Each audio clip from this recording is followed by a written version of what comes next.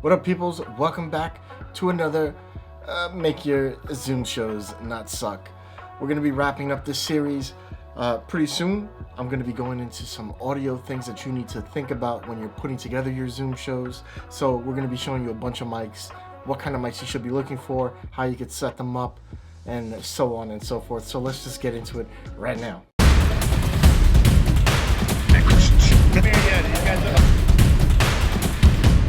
Let's just go. Okay, so you're setting up your Zoom show. You have your computer, you have your internet, you have a camera and switching device, OBS, A10 mini, whatever it is. You got some lighting, which is dope. Actually, I should turn on this one. There we go. So what is next? It's audio, because if your audio were to sound like this, let's say, what up, peoples? Welcome back to another, maybe people don't want to watch you as much, so you might want to step up your game. If you watch a lot of YouTube videos or even movies and the audio is bad, you tend to not want to watch them. So that's what we're going to help you try to avoid right now by looking at some microphones and how some mics are better than others for certain things. I have here a bunch of the mics that I use. They range from XLR mics to USB mics. I have some wireless lavaliers here. I have a portable wireless lav system, which I want to upgrade. I'll get to that later.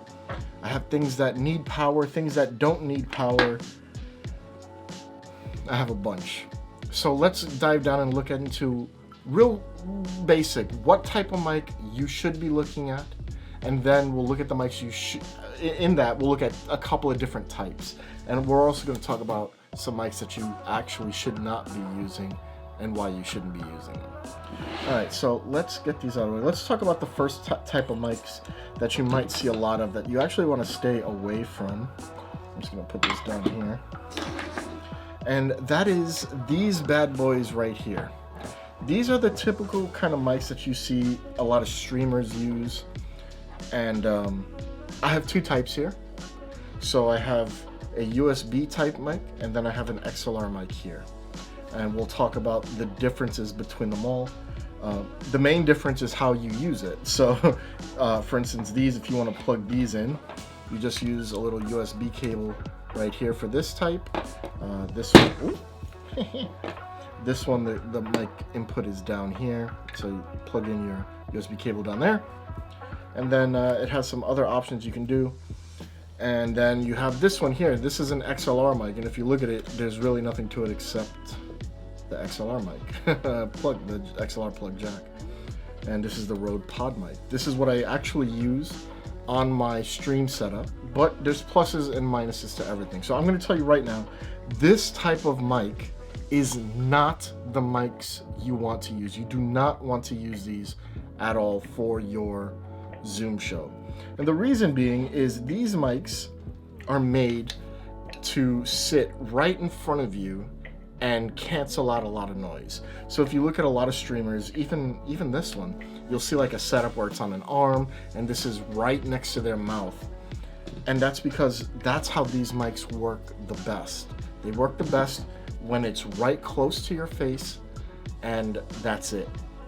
So I'm going to tell you right now, these are not the mics to use. If you want to do a podcast or something like that, then these mics are amazing. And actually, this one right here was only $100. This mic was almost $200, and this is a USB microphone.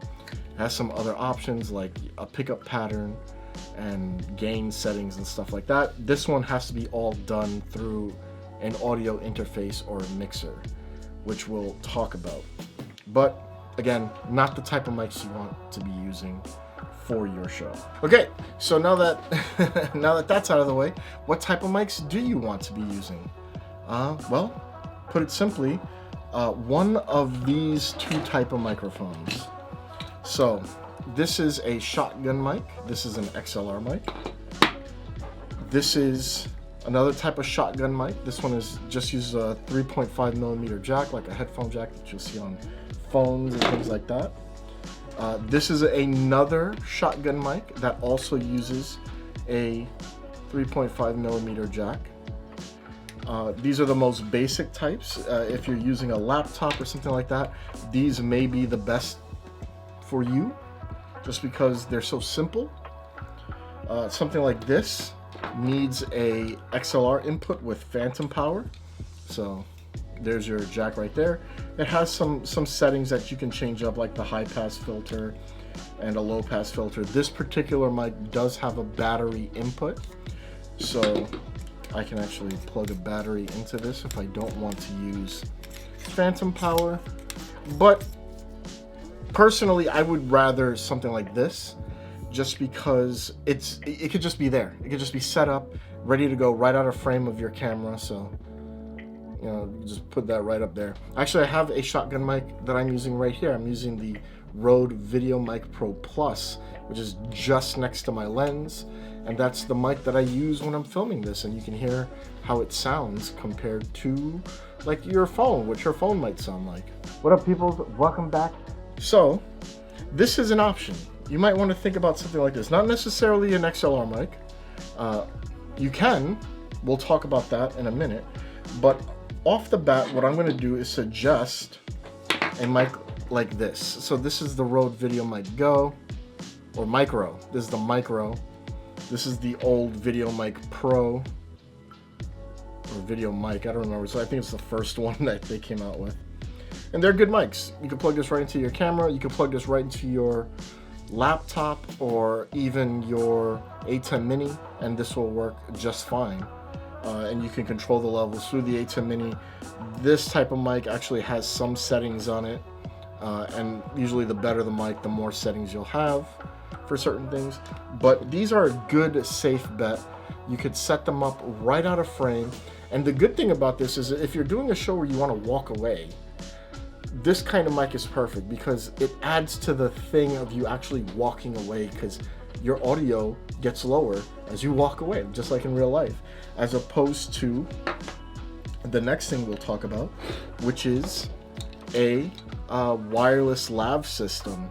So this is one of my earlier systems that I got. This is the Sony URX, I don't know, it was a whole big thing. This was like 500 bucks when it first came out, and it did well. It still works well. It's kind of bulky, a lot to go with it, and this just plugs into your whatever with a 3.5 millimeter jack, just like the other ones. So this end goes right into your headphone jack or your headphone jack on your computer. It also came with an XLR adapter, so you would plug it into the receiver, and then it would have an XLR output. What's XLR good for? Well, I mean, usually better mics are XLR. So it's something to keep in mind. But I tend to use this with the 3.5 millimeter jack. Then there's these. So this is the original Rode Lav Go, something like that. This is the original one. They came out with another one that has 2 transmitters. But the good thing about this is it stays on you. You know, that's what's good about all lavaliers. They can be hidden. You just put this little mic on you, on your shirt, and you can get good quality audio that stays with you. You just leave it on you and you go about your business.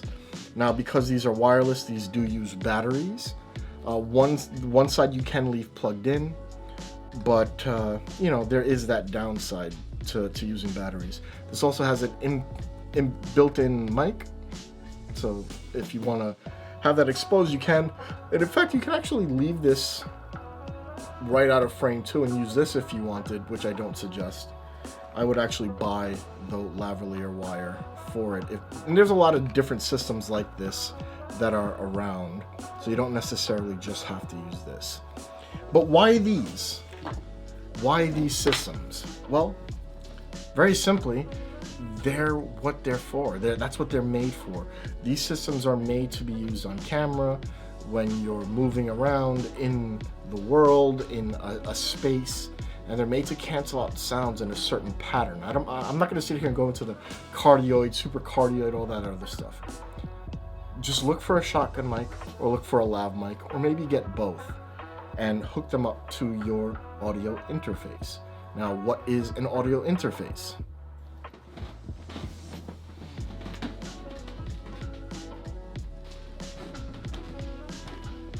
Okay, so what I have here is a field recorder. This is the, oh man, I gotta clean this. This is the Zoom H4n. This is kind of old, but it still works wonderfully. And it has 2 XLR inputs, and it also has an input for regular audio, which I don't remember. I think it's just right there in the middle. So you can just plug in a regular headphone jack type device like this, and it will record. And you can actually use this as a mic as well if you want to get something like this. I don't know if they make this one anymore. They have the H1, they have the H6, the H6n, the H5n. You can actually use these as microphones as well. They have microphones at the top. The new ones have capsules that you could pull in and out. But you can attach microphones to this. So let's say you have an XLR microphone like this. You would plug one end into the mic, one end into this. This would then connect to your computer, and that's how you would use this microphone. And you would control the audio from the mixer or something like that. Now in the other room, I have a 𝐴 which I use to control my microphone, and that's another option. If you have something like this, the Blackmagic A10 Mini, or the, I don't know if the Extremes are shipping yet, but on the back you can plug in some microphones. Now you can only use the 3.5mm jack, but for a lav system like this, or for a microphone like these, it's fine, it's perfect. And as you can see, you can control the audio of those microphones. Now something like this allows you to use more than one, which could be a plus or a minus for you. It's just stuff to think about. But don't skimp on the audio. Don't think that the audio is good enough coming from your laptop or something like that, because it's not. What up, peoples? Welcome back. In a pinch, what I would say is get ear pods or something like that that you can connect to your computer. Because a microphone being closer to you, or a good quality microphone like a shotgun mic, is always going to be better than the default, if you know what I mean, because it's not good, it's garbage. So I wanted to keep this kind of simple. So, you know, if you see a microphone that you see a lot of streamers using, don't look at that. You want to look at shotgun microphones. If you want to get the microphone that I'm using right now, that's the Rode Video Pro Plus.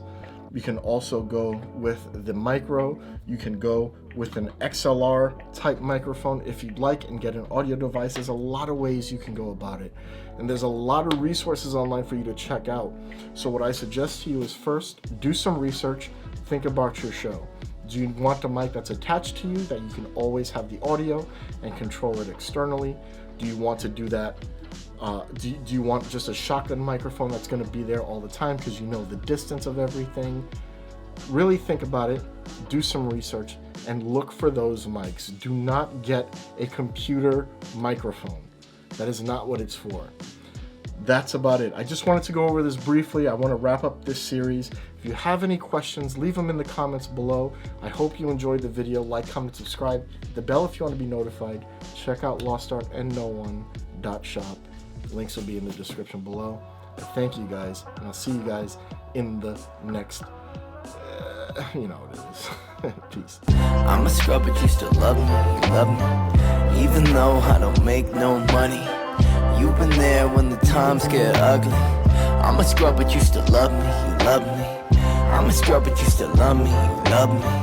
Even though I don't make no money, you've been there when the times get ugly.